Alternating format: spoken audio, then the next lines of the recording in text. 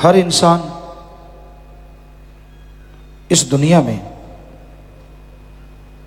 आवागमन से मुक्ति, जीते जी गम दुख दर्द चिंताओं से मुक्ति हासिल करने के लिए आया है।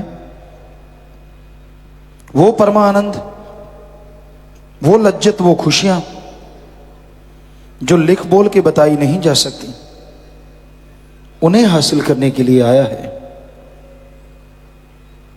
और इंसान चाहता भी है कि मुझे लज्जत मिले, मुझे खुशियां मिलें, परमानंद मिले, लेकिन चाहत पूरी करने के तरीके लोगों के गलत हो गए।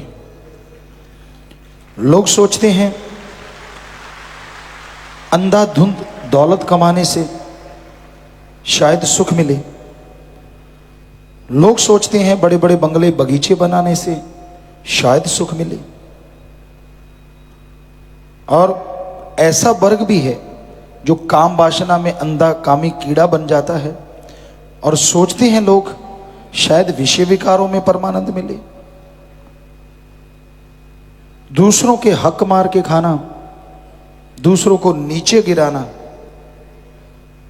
थोड़ी सी कोई बात होती है और लोग एक दूसरे को इतना नीचे गिरा देते हैं कि कुछ सोचे बिना समझे बिना, और खुद भी भोगते हैं, दुखी होते रहते हैं।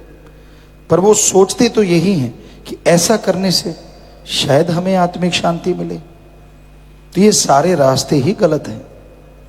ऐसा करने से क्षणिक थोड़ी देर के लिए आनंद आ सकता है, लेकिन हमेशा का दुख, हमेशा का दर्द पल्ले पड़ जाता है और इंसान हमेशा दुखी रहता है, परेशान रहता है, गमगीन रहता है। तो अगर आप परमपिता परमात्मा को, उसकी दया में रहमत को पाना चाहते हैं, उसकी कृपा दृष्टि के काबिल बनना चाहते हैं, सारी लज्जतें, सारे आनंद, खुशियां लेना चाहते हैं, तो आप प्रभु के नाम का सुमरन किया करो। उसकी बनाई औलाद का भला सोचा करो और भला कर दो, तो मालिक आपका भला 100% करेंगे ही करेंगे। कई बार इंसान को दुख आते हैं, परेशानियां आती हैं मालिक की राह पे चलते हुए, पर उनकी परवाह ना करो।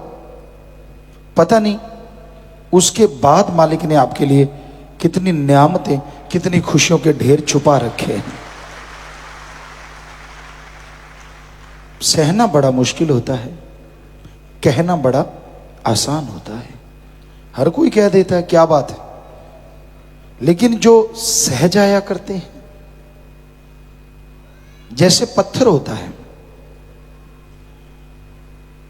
उस पे छेनी चलती है, तीखी होती है, हथौड़ी चलती है, उसे सहना पड़ता है, और सहते सहते कब कोहिनूर बन जाए कुछ कहा नहीं जा सकता। उसी तरह इंसान जब सहता है तो पता नहीं मालिक कितनी खुशियां, कितनी बरकतें बदले में बख्श देता है, वो तो मालिक जानता है या मुरीद जानता है।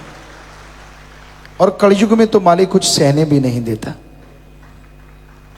कहीं भी रखता है उसके लिए बहारें, उसका ख्याल बेहद रखता है और खुशियों से माला माल रखता है। तो इसलिए सेवा किया करो, सुमरन किया करो, अपने विचारों को इधर उधर भटकाने की बजाय मालिक से लगा लो। महबूब या महबूबा चाहिए। क्या आप कल्पना कर सकते हैं जिसने सारी त्रिलोकियों को बनाया, परी परों को बनाया, उससे कोई खूबसूरत हो सकता है? उससे सुंदर, उससे गुणवान नहीं हो सकता। तो क्यों ना फिर महबूब महबूबा उस अल्लाह वाहिगुरु राम को बनाया जाए। क्यों जरा जरा सी बातों के लिए कलेश सहो, जुत्तम पेल सहो। तो जब किसी को बनाना ही है और किसी का बनना ही है, तो उसका बनो ना जिसका बनने में मजा आ जाए और दोनों जहन का परमा आनंद आ जाए।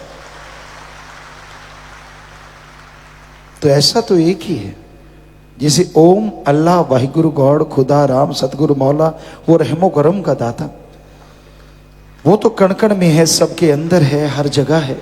तो उसी को अपना बनाओ ताकि कभी गम दुख दर्द चिंताओं में पड़ना ही ना पड़े, ताकि जन्मों जन्मों की पाप कर्म कब कट गए पता ही ना चले। तो उसके जो बन जाते हैं उन्हें गम दुख दर्द चिंता नहीं सताता, क्योंकि वो उसी की निगाह से देखते हैं, यानी वही उन्हें दिखाता है, वही उन्हें संभालता है, वही उनसे कर्म करवाता है। तो इसलिए उसका सुमरण किया करो, उससे उसी को मांगा करो। यकीन मानो अगर वो आपका हो गया तो आपसे सुखी इंसान दोनों जहान में कोई हो नहीं सकता। उसके लिए प्रेयर करो, उसके लिए दुआ करो, उससे उसी को मांगा करो। यकीनन आपकी तमाम इच्छाएं पूरी होंगी और अंदर बाहर कमी नहीं रहेगी।